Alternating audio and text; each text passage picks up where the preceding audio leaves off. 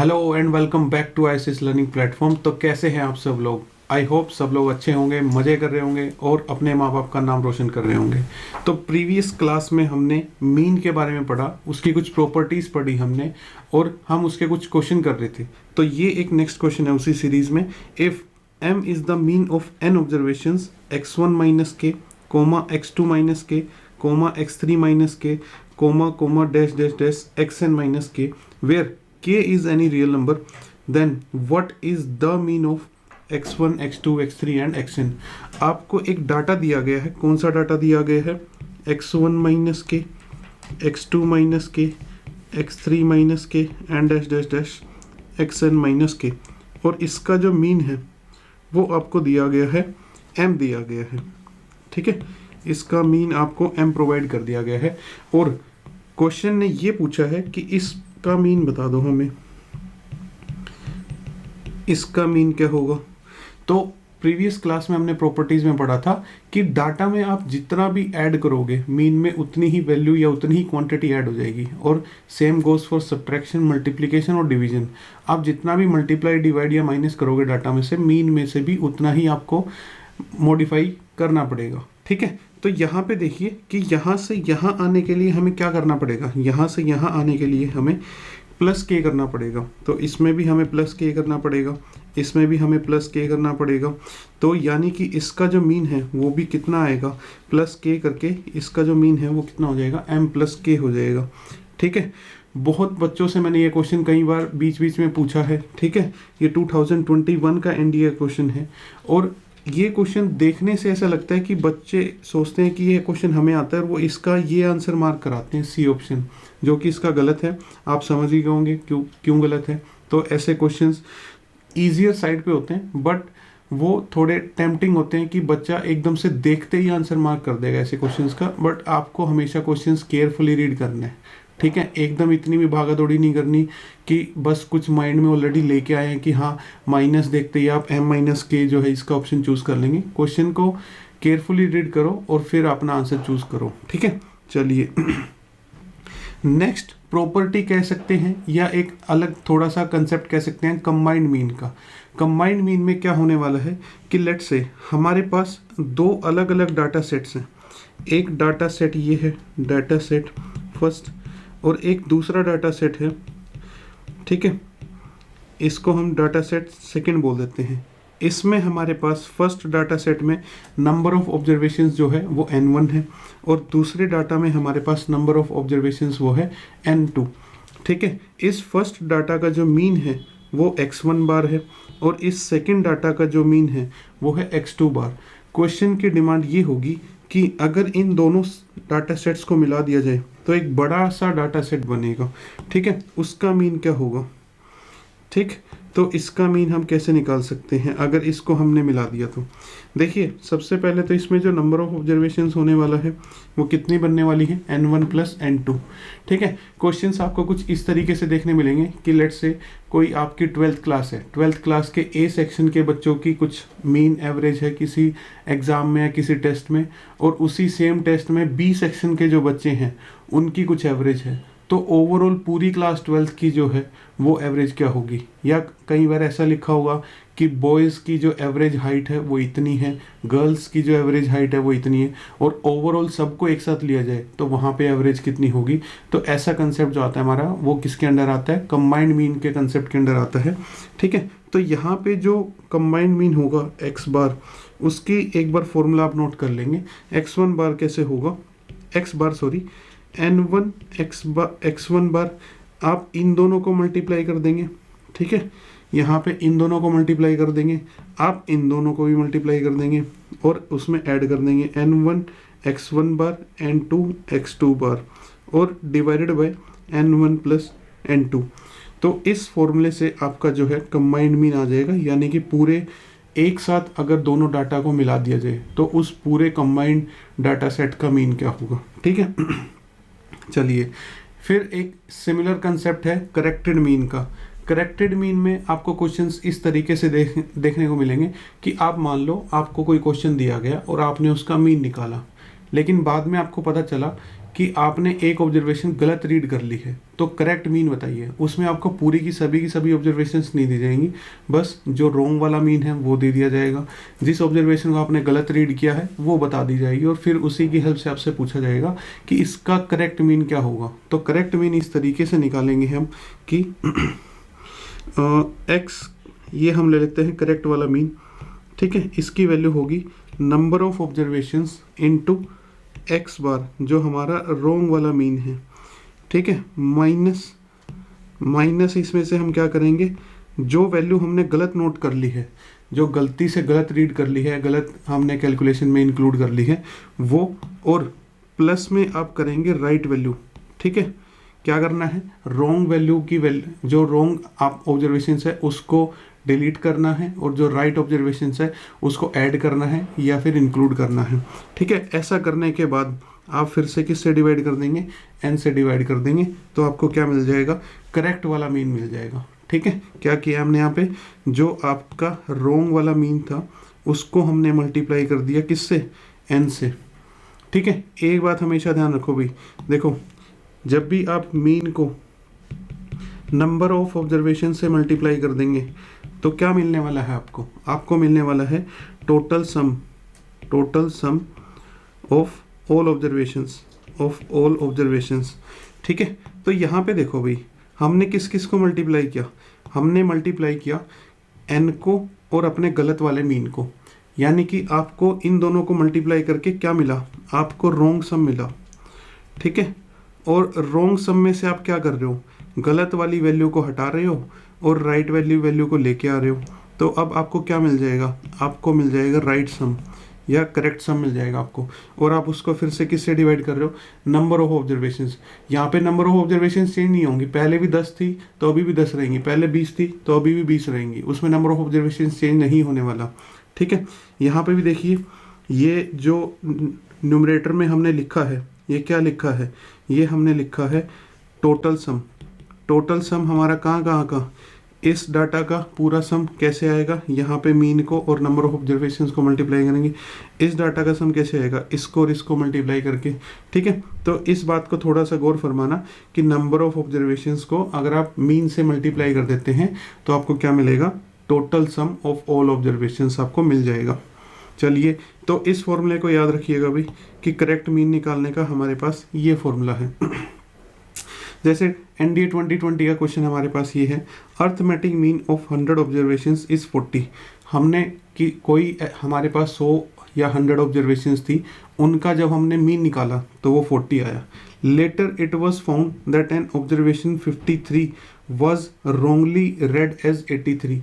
कोई एक ऑब्जर्वेशन 53 थी, सही वैल्यू उसकी 53 थी, लेकिन हमने गलती से उसको क्या रीड कर लिया, 83 रीड कर लिया, ठीक है।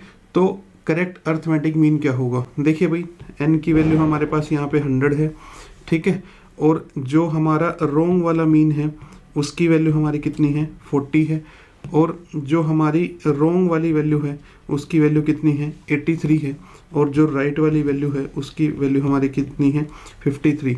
तो यहाँ पे जो करेक्ट मीन हो जाता है तो उसका फॉर्मूला अभी हमने जस्ट रीड किया, वो क्या होगा, n इंटू रॉन्ग वाला मीन माइनस रॉन्ग वैल्यू और plus right value divided by n। तो सारी वैल्यूज को पुट करते हुए n into 40 minus 83 plus 53 divided by again what 100, क्योंकि नंबर ऑफ ऑब्जर्वेशंस हमारी चेंज नहीं हुई है, ठीक है। इस वैल्यू को आप सिंप्लीफाई कीजिए और इन चार ऑप्शंस में से मैच कीजिए। फिर एक बहुत ज़्यादा इम्पोर्टेंट प्रॉपर्टी जो हमारी मीन की है वो ये है, इस पे क्वेश्चन आएगा और आप समझ नहीं पाएंगे कि वो इस प्रॉपर्टी का क्वेश्चन है, ठीक है। मैं ये कहना चाहूँगा कि मीन की सबसे ज़्यादा इम्पोर्टेंट प्रॉपर्टी है ये, ठीक है। एक बार समझते हैं इसको क्या कहना चाहती है प्रॉपर्टी। इसने यहाँ पे कहा sum of all deviations of all observations about mean is 0। कुछ नए वर्ड्स हैं यहाँ पे, एक तो ये डेविएशंस, ठीक है, इसी को समझ लेते हैं। देखो कभी कभी हमें बोला जाता है, जब हम पढ़ाई नहीं कर रहे होते तो हमारे पेरेंट्स बोलते हैं कि बेटा आप अपने पाथ से डेविएट हो रहे हो, ठीक है, आप फोकस नहीं हो। तो डेविएट होने का मतलब क्या है कि जो पाथ हमें लेना चाहिए, ठीक है, जहाँ पे हमें होना चाहिए हम उससे दूर हट गए हैं, ठीक है। तो ये जो दूर हटना है, ये जो डिफरेंस है, इसको बोला जाता है डेविएट। और यही हमारा मैथमेटिक्स स्टैट्स में भी डेविएशन यही है कि एक बीच वाली वैल्यू कौन सी हुई हमारी, मीन से कोई भी ऑब्जर्वेशन कितनी दूर है, उन दोनों में कितना डिफरेंस है, उसको बोला जाता है डेविएशंस। तो सभी डेविएशंस को कैसे कैलकुलेट करेंगे, मान लेते हैं हमारी जो ऑब्जर्वेशंस हैं, लेट n ऑब्जर्वेशंस, वो कौन कौन सी हैं, वो हमारे पास हैं x1, x2 और डैश डैश डैश xn। मान लेते हैं हमने इसका मीन कैलकुलेट कर लिया और इसका मीन कितना आया, x बार आया। तो जो डेविएशंस हैं, उन डेविएशंस का मतलब क्या होगा, ठीक है, डेविएशंस का मतलब हुआ कि x1 माइनस मीन से जितना डिफरेंस है, हर ऑब्जर्वेशन का मीन से जो डिफरेंस रहेगा उसी को हम डेविएशन बोलते हैं। सेकंड डेविएशन हमारा कौन सा रहेगा, x2 माइनस एक्स बार, इसी तरीके से x3 माइनस एक्स बार, और इसी तरीके से xn माइनस एक्स बार। अब ये प्रॉपर्टी कहती है सम ऑफ ऑल डेविएशंस, यानी कि अगर हम सभी डेविएशंस का सम कर दें, ठीक है, तो ये जो सम आएगा ये आएगा हमारे पास 0, ठीक है, इस प्रॉपर्टी में ये कहा गया है, ठीक है। तो इस बात को आप ध्यान रखिएगा कि कभी भी हम डेविएशन निकालते हैं तो कहाँ से, अगर हम मीन से डेविएशन निकालते हैं, ठीक है भाई, किसी और वैल्यू से निकालूंगा तब 0 आने की गारंटी नहीं है। डेविएशन सिर्फ कहाँ से निकाला होना चाहिए, सिर्फ मीन से ही निकाला होना चाहिए, ठीक है। कि लेट्स से अगर मान लेते हैं इसका मीन हमारा जो है वो 4 है, किसी डाटा का मीन हमारा 4 है, लेकिन अगर मैंने डेविएशंस निकाले 6 से, ठीक है, या फिर ऐसे 6 से ऐसे, तो इसका सम 0 नहीं आएगा, समझ रहे हो। सम जो है 0 सिर्फ कब आएगा, जब हम अपना जो डेविएशंस है वो कहाँ से निकालेंगे, 4 से ही निकालेंगे, अगर हमारा मीन 4 है तो, ठीक है। इन सब का सम जो है वो 0 आएगा, ये सम 0 नहीं आएगा। तो हमेशा डेविएशन कहाँ से निकाला होना चाहिए, मीन से निकाला होना चाहिए। It should be calculated about mean. About mean अगर हमने कैलकुलेट किया है तो 0 आएगा, अदरवाइज 0 नहीं आएगा। चलिए एक क्वेश्चन ये आ जाता है एनडीए फर्स्ट 2022 का, इसमें 2 क्वेश्चन आए थे, ठीक है। तो इन्फॉर्मेशन गिवन थी, algebraic sum of deviations of a set of values x1, x2, x3, xn measured from 100 is -20। देखो अब 100 हमारा मीन तो नहीं है, कोई भी अगर नंबर है, वहाँ से अगर डेविएशंस किया और सभी डेविएशंस का सम किया तो -20 आया। तो अगर इसको हम इक्वेशन में लिखना चाहें तो हमारी फर्स्ट इक्वेशन जो बन जाती है वो बन जाती है x1 minus 100 plus x2 minus 100 और प्लस इसी तरीके से xn माइनस 100। ये जो वैल्यू आई है ये कितनी आई है हमारी, -20 आई है, ठीक है। नेक्स्ट स्टेटमेंट कहता है and the algebraic sum of the deviations of the same set of value measured from 92 is 140। अगर इसी डाटा का जो डेविएशंस का सम लिया जाए, वो डेविएशंस कहाँ से कैलकुलेट की जाए, 92 के अबाउट कैलकुलेट की जाए, तो उन सभी डेविएशंस का जो सम आएगा वो कितना आएगा, 140। अगर इसको हम इक्वेशंस में कन्वर्ट करने की कोशिश करें तो हमारी इक्वेशन बन के आएगी x1 minus 92 plus x3 minus 92 और plus plus plus plus xn minus 92, ठीक है, और इज इक्वल टू ये जो सम आया है ये कितना आया है, 140। अब क्वेश्चन की डिमांड ये है कि आप ये बताएं what is the value of mean. First question में हमसे पूछा है मीन कितना होगा। मीन निकालने के लिए हमें 2 वैल्यू चाहिए, एक तो सभी ऑब्जर्वेशंस का हमें सम चाहिए, ठीक है, और हमें दूसरा ये पता हो कि टोटल नंबर ऑफ ऑब्जर्वेशंस कितनी है, ठीक है। अगर ये दोनों वैल्यू पता चल जाए तो हम कह सकते हैं कि हम अपना मीन कैलकुलेट कर सकते हैं, ठीक है। तो इन्हीं दोनों इक्वेशन, फर्स्ट और सेकंड इक्वेशन से ही हमें पता करना पड़ेगा कि हमारा मीन क्या होगा। उसके लिए हम सम ऑफ ऑल ऑब्जर्वेशंस यहीं से कैलकुलेट करने वाले हैं। देखिए फर्स्ट इक्वेशन पे फोकस करिए। क्या मैं फर्स्ट इक्वेशन को इस तरीके से लिख सकता हूँ, x1 plus x2 plus x3 और प्लस प्लस प्लस xn, ठीक है। हर ब्रैकेट में x1 x2 x3 प्लस में है, मैंने उन सभी को एक साइड में प्लस में लिख लिया है, ठीक है। और -100 -100 -100 ठीक है, और सभी 100 जो माइनस वाले हैं उनको मैंने एक साइड लिख लिया है इस इक्वेशन में। ठीक है, इस दूसरी इक्वेशन को थोड़ा सा नीचे कर देते हैं, इसकी अभी ज़रूरत नहीं है हमें।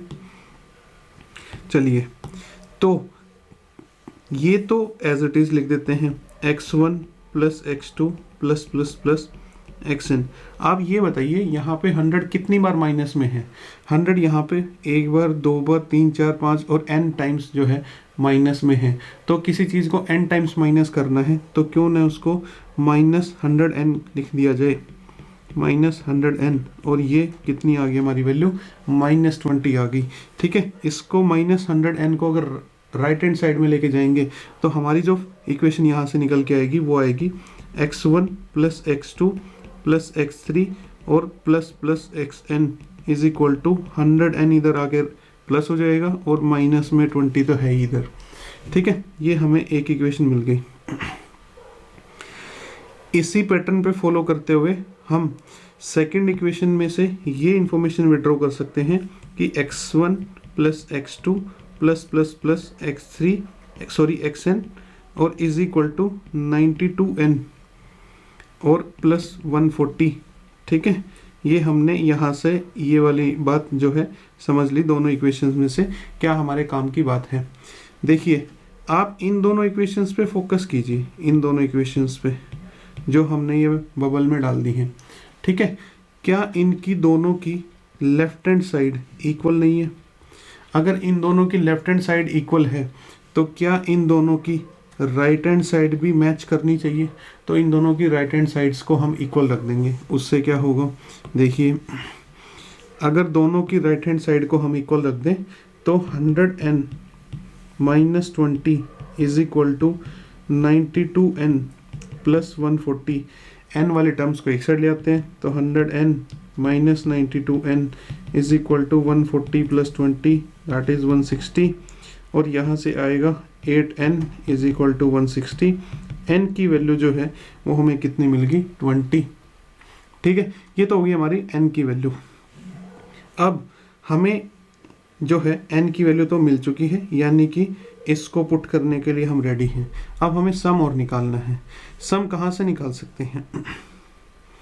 ये देखो, क्या अगर हमें ये वाली वैल्यू पता करनी है तो क्या इसके राइट हैंड साइड में 100n माइनस 20 है तो वहाँ पे n की वैल्यू 20 पुट कर देते हैं। तो n की वैल्यू 20 पुट कर देते हैं किसमें? फर्स्ट इक्वेशन, इस वाली इक्वेशन के राइट हैंड साइड में। इसके राइट हैंड साइड क्या कहती है इसकी? 100n माइनस 20, यानी कि 100 इंटू 20 माइनस 20, और यहाँ से हमें कितना मिल जाएगा? 1980। तो हमारी सारी ऑब्जर्वेशंस का सम कितना हो जाएगा? 1980। तो अब हमें ये भी मिल गया है और डिनोमिनेटर भी मिल गया है, तो दोनों को पुट करते हैं। ठीक है, तो यानी कि यहाँ से न्यूमरेटर हुआ 1980 और डिनोमिनेटर हुआ हमारा 20। इन दोनों को डिवाइड करेंगे तो आपको पता चलेगा हमारे मीन की वैल्यू कितनी है? 99, और डी ऑप्शन आ जाएगा। ठीक है, तो आई होप ये आपको फर्स्ट क्वेश्चन क्लियर हो गया होगा। अब सेकंड क्वेश्चन में क्या पूछता है? सेकंड क्वेश्चन में पूछता है कि what is the algebraic sum of deviations of the same set of values measured from 99।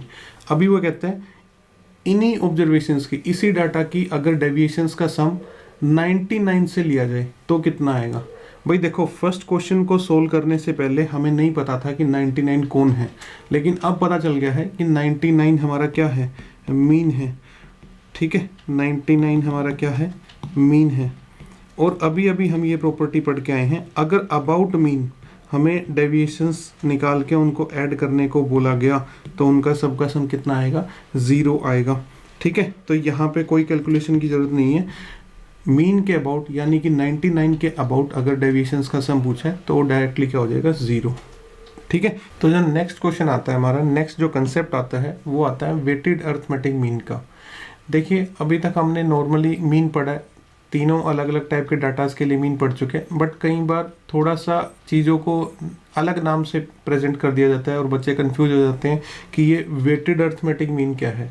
क्या होता है, कई बार ऑब्जर्वेशंस का हर ऑब्जर्वेशन का अपना एक वेट दे दिया जाता है। जैसे कि यहाँ पे ये जो 5 ऑब्जर्वेशन है इसका वेट कितना है 3, ये जो 3 ऑब्जर्वेशन है इसका कितना वेट है 4 एंड सो ऑन।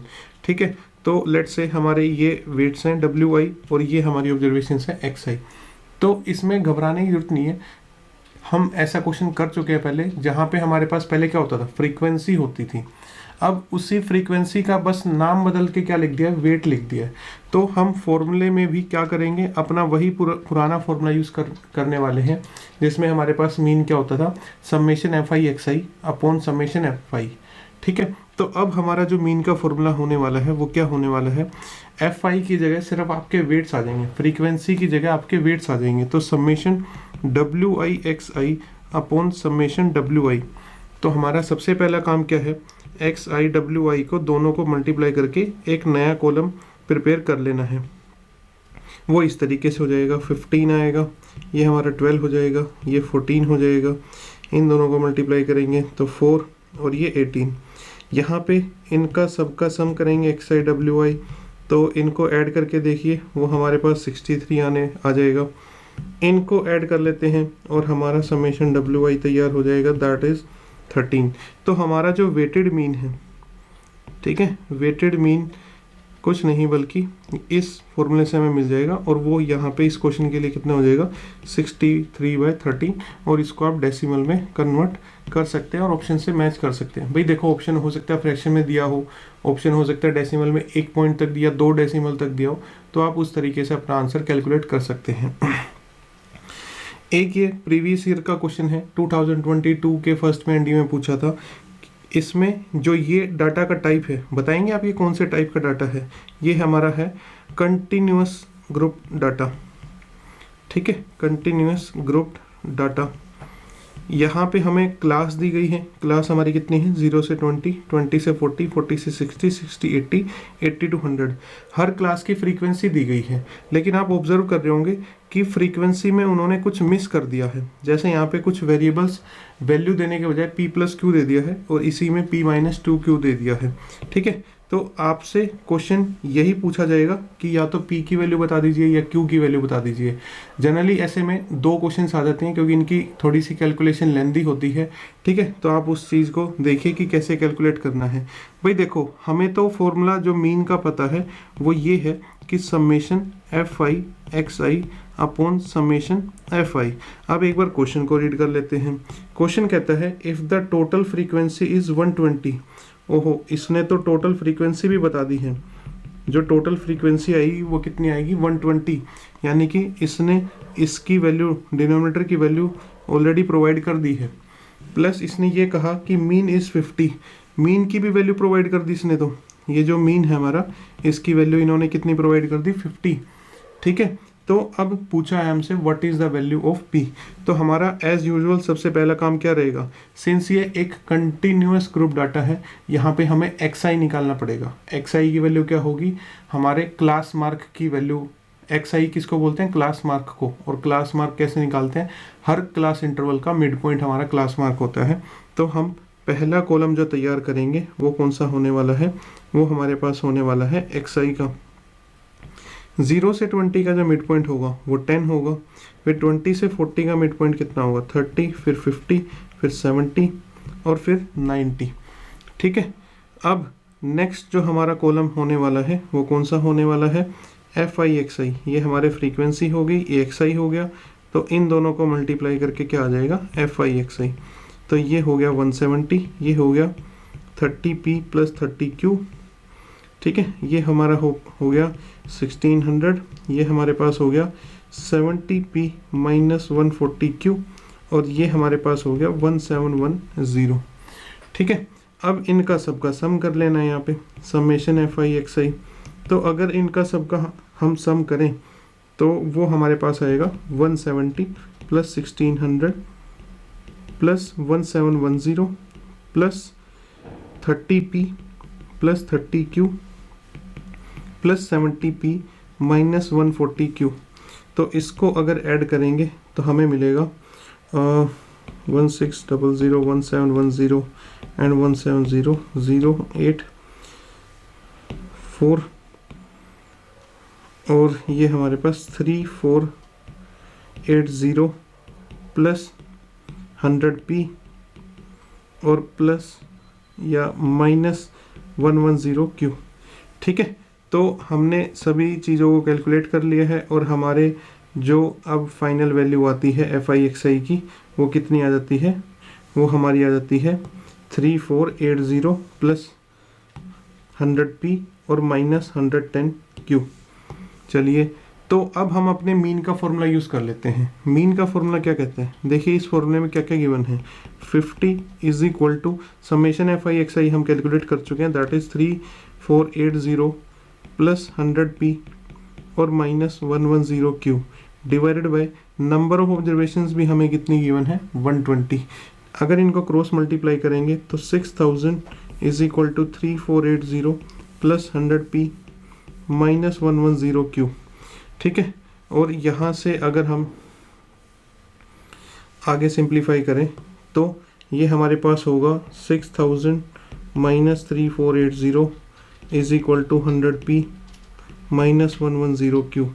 ठीक है, और यहाँ से हमारे पास हो जाएगा ये 2520 is equal to 100p minus 110q। इसको आप बना लीजिए इक्वेशन नंबर 1। ठीक है, इसको आप बना लीजिए इक्वेशन नंबर 1। ठीक है, एक बार देख लेता हूँ मैंने कैलकुलेशन सही किया क्या। ओके ओके ओके, हाँ चलिए सही है। अब हम क्या करते हैं, देखो भाई हमारे पास इस इक्वेशन में दो अननोन वेरिएबल हैं। ये जो इक्वेशन है ये किस टाइप की इक्वेशन है, लीनियर इक्वेशन है। कितने वेरिएबल्स में, इन 2 वेरिएबल्स में। और इसका तो सॉल्यूशन हम तभी कर सकते हैं जब एक और ऐसी हमें इक्वेशन मिले, फिर उसको हम सब्स्टिट्यूशन या एलिमिनेशन मेथड से क्लास 10th में हम ये चैप्टर पढ़ के आए थे। ठीक है, तो दूसरी इक्वेशन कहाँ से मिलेगी, देखिए एक बार इनको ऐड करके, इन सबको ऐड करके किसके इक्वल रख सकते हैं, 120 के इक्वल रख सकते हैं। तो करते हैं इनको ऐड, तो ये हमारे पास हो जाएगा 120 is equal to 17 plus p plus q plus 32 plus p minus 2q और प्लस 19। तो 120 इज इक्वल टू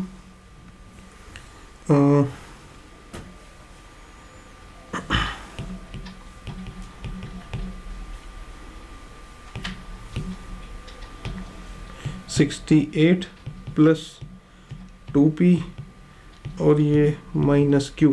तो यहाँ से हमें मिलेगा 52 is equal to 2p minus q। ठीक है, चलिए दूसरी जो इक्वेशन है हमारी वो यहाँ से आ जाती है। तो अब हमारा काम है कि हम इस इक्वेशन को और इस इक्वेशन को हम अपने किसी भी मेथड से सोल्व करना चाहें, सब्स्टिट्यूशन या एलिमिनेशन मेथड से, उसको हम सोल्व करके p भी कैलकुलेट कर सकते हैं और q भी कैलकुलेट कर सकते हैं। ठीक है, तो ये मैं आपके लिए छोड़ रहा हूँ इसमें कि आप p और q को कैलकुलेट कर लीजिए, या तो सब्स्टिट्यूशन मेथड से या क्रॉस मल्टीप्लिकेशन मेथड से। ठीक है, तो चलिए बस मैं आपको ये बताना चाहता था कि कैसे, अगर देखिए इसमें इस टाइप के क्वेश्चन आपको 2 तरीके से मिलेंगे, या तो एक वेरिएबल मिसिंग होगा या 2 वेरिएबल मिसिंग होंगे। अगर 2 वेरिएबल मिसिंग वाला जैसे ये क्वेश्चन है ऐसा आ जाता है, तो आपकी जब तक 2 इक्वेशन नहीं बनेंगी तब तक आप क्वेश्चन के सॉल्यूशन तक नहीं पहुंच पाएंगे। ठीक है, और 2 इक्वेशन कहाँ से बनाई हमने, 2 इक्वेशन हमने जो बनाई वो हमने एक तो ये मीन का फॉर्मूला यूज़ करके बनाई। ठीक है, इसमें हमारे पास क्या क्या गिवन था, इसमें हमारे पास सारी फ्रीक्वेंसीज का सम गिवन है, इसमें हमारे पास मीन गिवन है। तो टेबल में से हमने ये भी कैलकुलेट कर लिया और इसमें हमारे कौन कौन वेरिएबल आए, p और q वेरिएबल आ गए।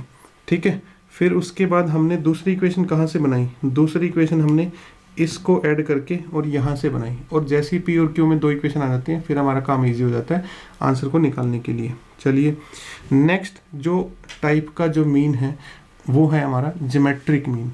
ज्योमेट्रिक मीन कैसे कैलकुलेट करने वाले हैं हम, ठीक है। ज्योमेट्रिक मीन हमारा होने वाला है, मान लेते हैं हमारी ऑब्जर्वेशंस कुछ इस तरीके से हैं, x1, x2, x3 and xn। ठीक है, इनका हमें ज्योमेट्रिक मीन कैलकुलेट करना है। तो ज्योमेट्रिक मीन कैसे आएगा, आप क्या करिए, सभी ऑब्जर्वेशंस को मल्टीप्लाई कर दीजिए। ठीक है, ऐसे सभी ऑब्जर्वेशंस को क्या करना है, मल्टीप्लाई। अर्थमेटिक मीन में हमने सभी ऑब्जर्वेशंस को ऐड किया था, यहाँ पे सभी ऑब्जर्वेशंस को मल्टीप्लाई करेंगे, और जितनी भी आपकी नंबर ऑफ ऑब्जर्वेशंस हैं, यहाँ पे हमने n ऑब्जर्वेशंस ली हैं, तो आप उतनी ही 1/n पावर कर दीजिए।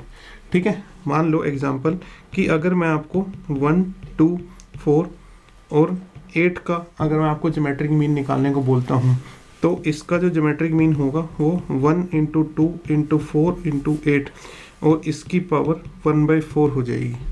ठीक है, तो इसको कैसे कैलकुलेट करेंगे, ये हो जाएगा 4 2 × 8 8 × 64 पावर 1/4।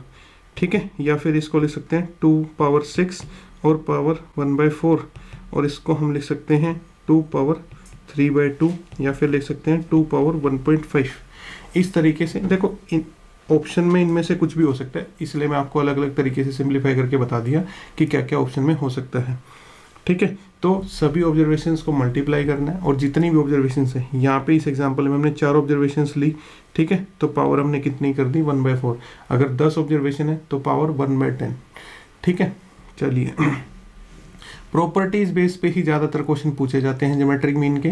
ज्योमेट्रिक मीन हम यहाँ पे भी पढ़ेंगे, और जब हम AP GP HP का चैप्टर पढ़ेंगे, ज्योमेट्रिक प्रोग्रेशन पढ़ेंगे, वहाँ पे भी हमें ज्योमेट्रिक मीन पढ़ना है। सिमिलर ही कंसेप्ट है, वहाँ पे भी मैं फिर से रिपीट करने वाला हूँ, वहाँ पे GP के रिस्पेक्ट में रिपीट करूँगा। यहाँ पे हमारा जो डाटा है वो कोई भी रैंडम डाटा हो सकता है। ठीक है, चलिए पहली प्रॉपर्टी जो कहता है, प्रॉपर्टी से पहले हम मान लेते हैं कि हमारे पास जो ऑब्जर्वेशंस हैं वो कौन कौन सी हैं। Let x1 x2 x3 and xn be n observations, और इनका जो ज्योमेट्रिक मीन है वो लेट से स्मॉल g है। तो पहली प्रॉपर्टी वही हमारी पुरानी, अगर हम ज्योमेट्रिक मीन में कुछ मल्टीप्लाई कर देते हैं, ठीक है, अगर हमने डाटा में, अगर हम अपने डाटा में कुछ मल्टीप्लाई कर देते हैं, लेट से हमने k मल्टीप्लाई कर दिया, ऐसे ही हर ऑब्जर्वेशन में हमने k मल्टीप्लाई कर दिया, तो हमारे जो ज्योमेट्रिक मीन है उसमें भी k ही मल्टीप्लाई हो जाएगा। ठीक है, इसी तरीके से डिवीजन के लिए है x1/k, x2/k और x3/k। ठीक है, xn/k, तो हमारा जो ज्योमेट्रिक मीन है वो भी k से ही डिवाइड हो जाएगा। अगर आपको याद आ रही हो तो इस प्रॉपर्टी को बोला जाता है चेंज इन स्केल। ठीक है, चेंज इन स्केल, स्केल मतलब कुछ भी मल्टीप्लाई या डिवाइड करना। ठीक है, तीसरी प्रॉपर्टी जो है, अगर आप हर ऑब्जर्वेशन की कुछ पावर कर देते हैं, k पावर कर देते हैं, x2 की पावर k कर देते हैं, x3 की पावर k कर देते हैं और xn की पावर भी k कर देते हैं, तो यहाँ पे ज्योमेट्रिक मीन की भी पावर k हो जाएगी। ठीक है, एक बात नोट करिएगा। ठीक है, जैसे मैंने आपको अर्थमेटिक मीन की प्रॉपर्टीज़ में ये बताया होगा प्लस माइनस के लिए x1 प्लस माइनस के, x2 प्लस माइनस के, ठीक है, xn प्लस माइनस के, तो उसका ज्योमेट्रिक मीन क्या होगा। देखिए, वो ज्योमेट्रिक मीन चेंज तो होगा, मेरी बात ध्यान से सुनिएगा, उसका ज्योमेट्रिक मीन चेंज तो होगा, लेकिन कितना होगा ये एग्जैक्टली हम बिना एग्जाम्पल के या उसको ऐसे कैलकुलेट नहीं कर पाएंगे। ठीक है, तो यहाँ पे जो है, हम अगर आपके पास ऑप्शन में ये आ जाए कि उसका ज्योमेट्रिक मीन जो है g प्लस माइनस के हो जाएगा, ये नहीं होगा। ठीक है, चेंज तो होगा लेकिन प्लस के होगा, माइनस के होगा, या इसके अलावा कुछ और होगा, ये हम एग्जैक्टली नहीं बता पाएंगे। तो स्टेटमेंट बेस में अगर आपके पास ऐसा क्वेश्चन आ जाता है कि अगर हमने एक डाटा में कुछ ऐड कर दिया, लेट्स से हमने 4 ऐड कर दिया, तो उसका ज्योमेट्रिक मीन में भी 4 ऐड हो जाएगा, नहीं, ये स्टेटमेंट गलत है।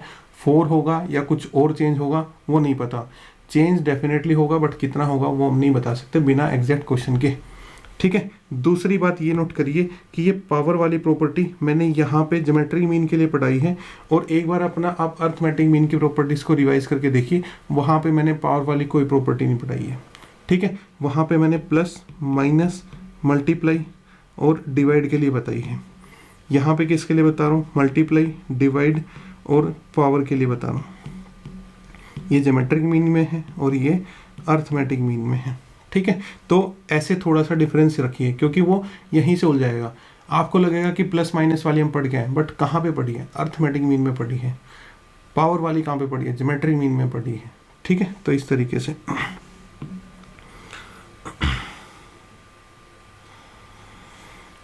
नेक्स्ट हमारी जो प्रॉपर्टी हम कह सकते हैं,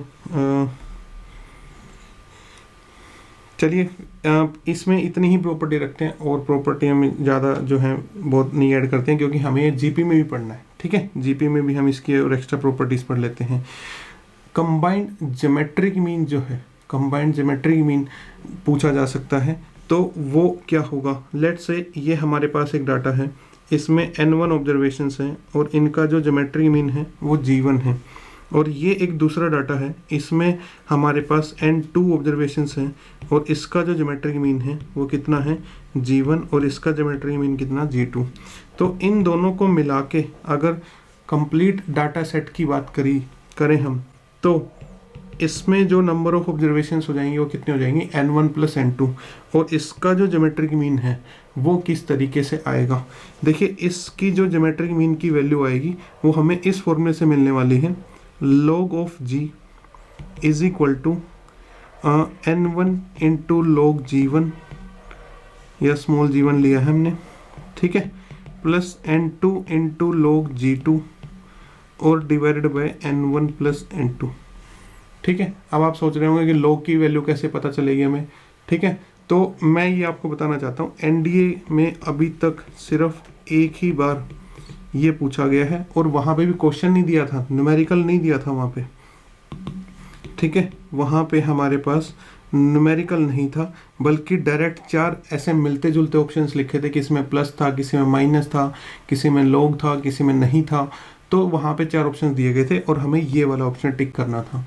ठीक है, क्योंकि log की वैल्यू सभी याद नहीं होंगी। हाँ, कुछ प्रॉपर्टी बेसिस से log को जरूर हम सिंप्लीफाई कर सकते हैं, वो जब हम log का चैप्टर पढ़ेंगे, लॉगरिथम का चैप्टर पढ़ेंगे, तब तक आप इस फॉर्मूले को थोड़ा सा सिर्फ मैं ये कहूँगा कि याद करने की कोशिश कीजिए, मेमोराइज करने की कोशिश कीजिए।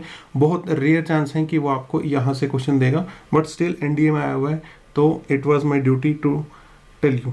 ठीक है, एक क्वेश्चन ये देख लेते हैं, जैसे इस टाइप से क्वेश्चन पूछे जाएंगे हमसे। देखो, कंसेप्ट चेक करने के जो तरीके हैं एनडीए के, वो बिल्कुल बेसिक क्वेश्चंस पूछता है। बेसिक कंसेप्ट अगर आपको क्लियर है, वो अच्छे से क्लियर होने चाहिए, वहाँ से आपके क्वेश्चन बनेंगे। जैसे एनडीए सेकंड 2021 का ये क्वेश्चन है, if G is the geometric mean of this data that is 2, 4, 8, 16, 32, 64 and up to 1024, then which one of the following is correct. G की वैल्यू जो है 8 और 16 के बीच में होगी, जी की वैल्यू जो है 16 और 32 के बीच में होगी, जी की वैल्यू 32, 64 के बीच में होगी, या फिर G value of G is greater than 64। इनमें से कौन सा होगा।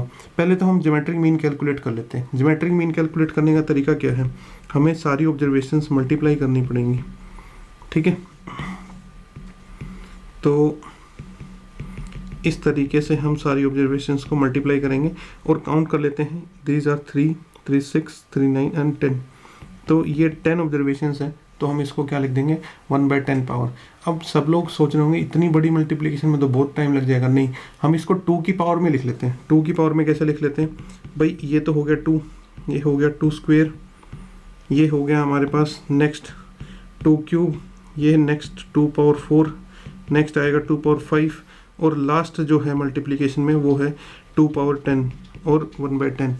फिर हमने एक 9th क्लास में प्रॉपर्टी पढ़ी थी कि x power a into x power b is equal to x power a plus b।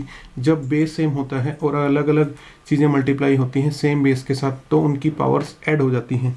तो यहाँ पे भी हम सभी पावर्स को ऐड कर देंगे, 2, 1 + 2 + 3 और +10 डिवाइडेड बाय 1/10। ठीक है, तो g की वैल्यू हो जाएगी 2 पावर 55 और होल पावर 10। फिर एक और प्रॉपर्टी हमने पढ़ी है, x power m whole power n। तो ये कितना हो जाता है, दोनों पावर्स मल्टीप्लाई होती हैं। जब हमारे पास ऐसे होल पावर की पावर हो तो वो दोनों पावर्स मल्टीप्लाई हो जाती हैं। तो यहाँ पे क्या होने वाला है, 2 पावर 55/10 और ये कितना हो जाएगा, 2 पावर 5.5।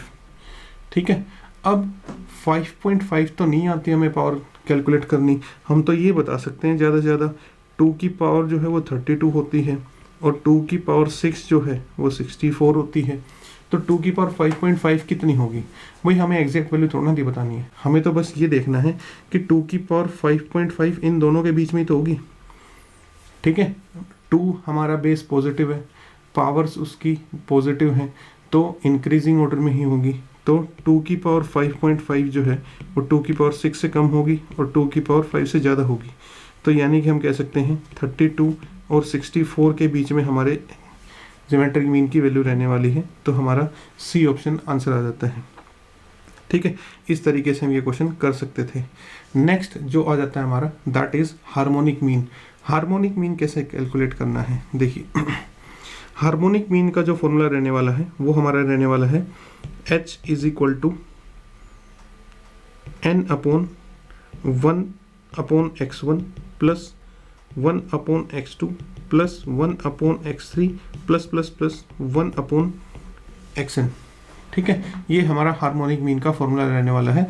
अगर हमें ऑब्जर्वेशंस दी गई हैं x1 x2 x3 xn, हमें जितनी भी ऑब्जर्वेशंस है सभी का रेसिप्रोकल करके सम करना है। जैसे कि एग्जांपल ले लेते हैं, जैसे कि हमें पूछा है 1 2 3 का हार्मोनिक मीन बताइए। तो हार्मोनिक मीन की वैल्यू होगी 3 divided by 1 upon 1 plus 1 upon 2 plus 1 upon 3। क्या करेंगे हम? नीचे वालों का एलसीएम लेंगे, 6 आ जाएगा, तो 6 प्लस 3 प्लस 2 आ जाएगा, और ये कितना हो जाएगा? देखिए 6 यहाँ पे मल्टीप्लाई हो जाएगा 18 अपॉन 11, ये जो है इसका हार्मोनिक मीन आ जाएगा 18/11। ठीक है, अच्छा कुछ फॉर्मूले मैं बताना चाहूँगा। अगर सिर्फ 2 ही ऑब्जर्वेशंस हैं और उनका हार्मोनिक मीन निकालना है, ठीक है, तो वो आप कैसे निकाल सकते हैं? इसी फॉर्मूले का एक स्पेशल केस बना लेते हैं। तो वो होगा 2 upon 1 upon A plus 1 upon B, यानी कि 2ab upon A plus B. तो 2 ऑब्जर्वेशंस का हार्मोनिक मीन निकालने के लिए ज़्यादातर पूछा जाता है, ज़्यादातर यही फॉर्मूला आपके काम आने वाला है। देखो उसको कैलकुलेशन नहीं चेक करनी कि आपको वो 8-10 वैल्यू दे देगा और उनको पूछेगा कि आपका इनका हार्मोनिक मीन कैलकुलेट कीजिए, क्योंकि उसको पता है तुम्हें एडिशन करनी आती है। ठीक है, बट उसको आपके कंसेप्ट चेक करने हैं। तो ज़्यादातर वो हार्मोनिक मीन देगा, 2 वैल्यूज़ का पूछेगा या फिर 3 वैल्यूज़ का पूछ सकता है। 3 वैल्यूज़ का जो हार्मोनिक मीन है वो क्या होगा? तो वो होगा हमारे पास कुछ इस फॉर्मूले से 3 upon 1 upon A plus 1 upon B plus 1 upon C, और उसकी जो वैल्यू आने वाली है वो आने वाली है 3abc upon ab plus bc plus ca। ये फॉर्मूला, ये दोनों फॉर्मूले आप याद रखिए। कभी भी अगर 2 वैल्यूज़ का हार्मोनिक मीन निकालना पड़ जाए तो ये, और कभी भी 3 वैल्यूज़ का हार्मोनिक मीन निकालना पड़ जाए तो इसको। ठीक है, याद रहेगा आपके। चलिए इसमें आप इस फॉर्मूले को वेरीफाई भी करके देख सकते हैं कि क्या है यहाँ पे आपका आंसर सेम आता है कि नहीं आते।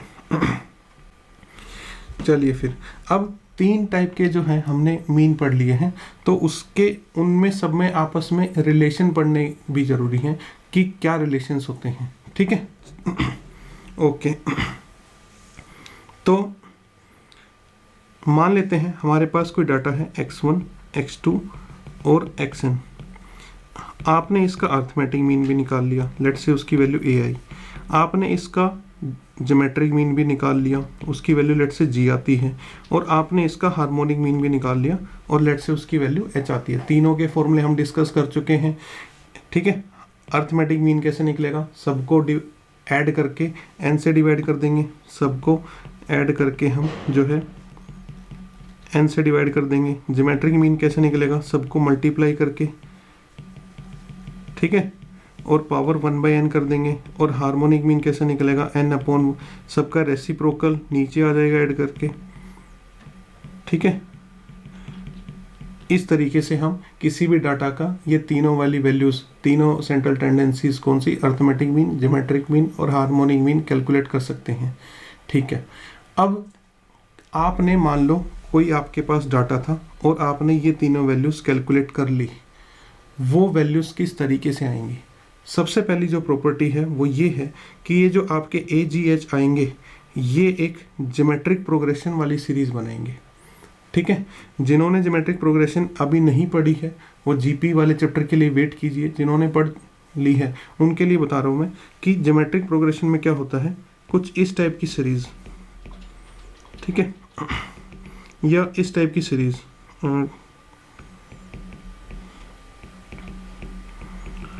देखो एपी तो सबको पता होगा, अर्थमेटिक प्रोग्रेशन क्या होता है, जब हर टर्म में कुछ नंबर, फिक्स नंबर ऐड होता है, ठीक है, तो एपी उसे बोलते हैं। जीपी उसे बोलते हैं जब हर टर्म में कुछ स्पेसिफिक या कुछ फिक्स नंबर मल्टीप्लाई होता है। अगर आप इसमें देखें तो हम हर टर्म में 2 मल्टीप्लाई करते जा रहे हैं, इस टर्म में आप देखेंगे तो हम हर टर्म में 3 मल्टीप्लाई करते जा रहे हैं। तो अभी के लिए मैं इतना ही बता पाऊंगा कि इस जीपी को, किस चीज़ को हम जीपी बोलते हैं, एक ऐसी सीक्वेंस ऑफ नंबर्स जिसमें हर फिक्स नंबर में, हर टर्म में कुछ फिक्स नंबर मल्टीप्लाई होता है, एपी में ऐड होता है, उसको ऐड होने वाले नंबर को हम कॉमन डिफरेंस बोलते हैं। यहाँ पे हम मल्टीप्लाई होने वाले नंबर को क्या बोलते हैं, कॉमन रेशियो, आर से रिप्रेजेंट करते हैं। इसका common ratio r is equal to 2 है और इसका common ratio r is equal to 3 है। चलिए, तो ये जो तीनों नंबर्स आएंगे कौन कौन से, हमारे अर्थमेटिक मीन, ज्योमेट्रिक मीन और हार्मोनिक मीन की जो तीनों वैल्यूज आएंगी वो आपकी किस में आएंगी, जीपी में आएंगी, ठीक है। और जीपी की ही खासियत होती है कि अगर मान लो ए, जी और एच आपके किस में है, किस ऑर्डर में है, ज्योमेट्रिक प्रोग्रेशन जीपी में है, तो बीच वाली का स्क्वायर करके हमें क्या मिलने वाला है, पहली और तीसरी टर्म का प्रोडक्ट। जब भी कोई भी तीन नंबर्स आपके जीपी में होते हैं तो बीच वाले का स्क्वायर जो है वो फर्स्ट और थर्ड के प्रोडक्ट के इक्वल होता है। तो सिंस ये जीपी में होंगे तो ए एच जो है जी स्क्वायर के इक्वल होगा, ठीक है। ये हमारी पहली प्रॉपर्टी हुई। दूसरी प्रॉपर्टी क्या कहता है, if A M and G M of two numbers x and y are given then ratio between the numbers can be given by. कई बार ऐसा होगा कि कोई दो नंबर होंगे, क्वेश्चन वाला वो दोनों नंबर आपको नहीं बताएगा, ठीक है, आपको सिर्फ इतना बताएगा कि उन दोनों नंबर्स के अर्थमेटिक मीन कितना है, उन दोनों नंबर्स का ज्योमेट्रिक मीन कितना है, ठीक है। और फिर पूछेगा कि आप मेरे को उन दोनों नंबर्स की रेशियो बता दो। मान लो कि ये हमारे कोई दो नंबर हैं एक्स और वाई, और आपको इन दोनों का अर्थमेटिक मीन लेट से ए उसने प्रोवाइड कर दिया। इसी तरीके से इन्हीं दोनों नंबर्स का ज्योमेट्रिक मीन जो है उसने वो प्रोवाइड कर दिया, और फिर पूछेगा x और y की रेशियो क्या होगी, या फिर पूछ सकता है x अपॉन y जो है वो वैल्यू कितनी आएगी। तो ये जो वैल्यूज़ हैं, रेशियो हैं, वो किस फॉर्मूले से प्रोवाइड की जा सकती हैं, वो इस फॉर्मूले से प्रोवाइड करेंगे हम, दैट इज a।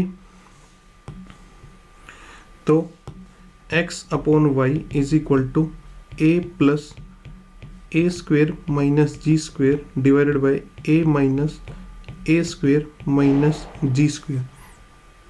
तो इस फॉर्मूले को आप थोड़ा सा समझिए, क्वेश्चंस में यूज़ कीजिए, ठीक है। क्या ये कहता है फॉर्मूला, अगर हमें दो नंबर्स का अर्थमेटिक मीन प्रोवाइड हो जाए, दो नंबर्स का ज्योमेट्रिक मीन प्रोवाइड हो जाए, ये वाली वैल्यूज आपको गिवन होंगी, ठीक है, तो आपसे पूछेगा दोनों नंबर्स में कितनी कितनी रेशियो है, ठीक है, उनकी फ्रैक्शन क्या है या फिर उनकी रेशियो क्या है, तो वो आप इस फॉर्मूले से कैलकुलेट कर सकते हैं। चलिए ठीक है, इतना ही रखते हैं अब इस क्लास में, relation between arithmetic mean, geometric mean और हार्मोनिक मीन तक। कुछ एक दो बातें और मैं बताना चाहूँगा, इस पेज को क्लियर करके मैं बता देता हूँ। जैसे कि हमारे पास अगर दो नंबर्स हैं, तो अगर हमें उनका अर्थमेटिक मीन कैलकुलेट करना है तो हम क्या कह सकते हैं, दोनों को ऐड करके 2 से डिवाइड कर देंगे। अगर हमें ज्योमेट्रिक मीन निकालना है तो क्या करना है, दोनों को मल्टीप्लाई करके पावर 1/2 कर देंगे, या फिर हम ये कह सकते हैं उनका स्क्वायर रूट ले लेंगे उनके प्रोडक्ट का। अगर हमें इनका हार्मोनिक मीन निकालना है तो कैसे करेंगे, वो हमने फॉर्मूला देखा ही था, 2ab upon a plus B, ठीक है। अगर हमें तीन नंबर्स का जो है अर्थमेटिक मीन निकालना है तो वो कितना होगा, a plus b plus c by 3। उसका ज्योमेट्रिक मीन कितना होगा, a into b into c का हम ये कह सकते हैं क्यूब रूट, और उनका हार्मोनिक मीन कितना होगा, 3abc divided by ab plus bc plus ac।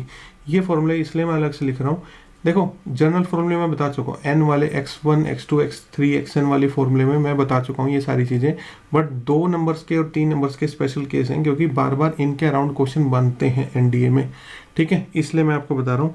दूसरी एक बात और आप याद रखेंगे कि